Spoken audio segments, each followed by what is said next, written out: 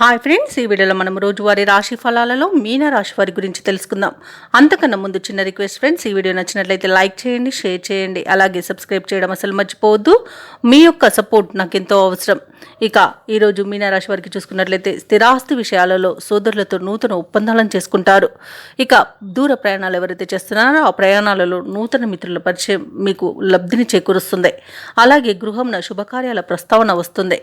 ఆర్థిక వ్యవహారాలు కలిసి వస్తాయి. అలాగే నూతన వాహన యోగం అనేది ఉంది. వృత్తి ఉద్యోగాలలో ఎవరైతే ఉన్నారో వారు సమయపాలనతో పనులను పూర్తి చేస్తారు. ఇక మీనరాశిలోని విద్యార్థులకు విద్యా లాభం అనేది కనబడుతుంది. అలాగే ఉద్యోగస్తులకు ప్రమోషన్స్ లభించే అవకాశం కనిపిస్తుంది. ఇక ఎవరైతే ప్రైవేట్ సెక్టర్లలో ఉద్యోగం చేస్తున్నారో వారికి పర్మనెంట్ అయ్యే అవకాశం కూడా ఉంది.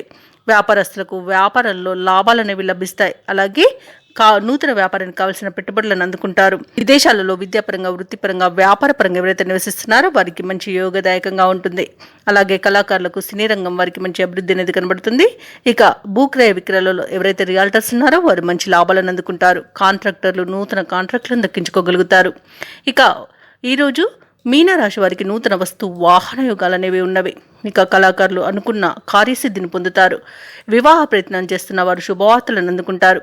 ఇక ఈరోజు సోదర మైత్రి అనేది ఏర్పడుతుంది.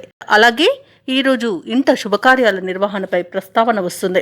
ఇక షేర్ మార్కెట్లో ఎవరైతే పెట్టుబడులు పెడుతున్నారో వారు రెట్టింపు లాభాలను అందుకుంటారు.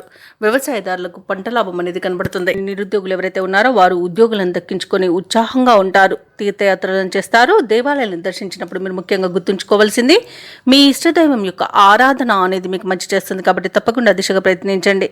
ఇక ముఖ్యమైన కార్యక్రమాలలో అనుకున్న విధంగా విజయాన్ని పొందుతారు. మీరు వేసే అంచనాలు కొన్ని నిజమయ్యే రోజుగా చెప్పవచ్చు.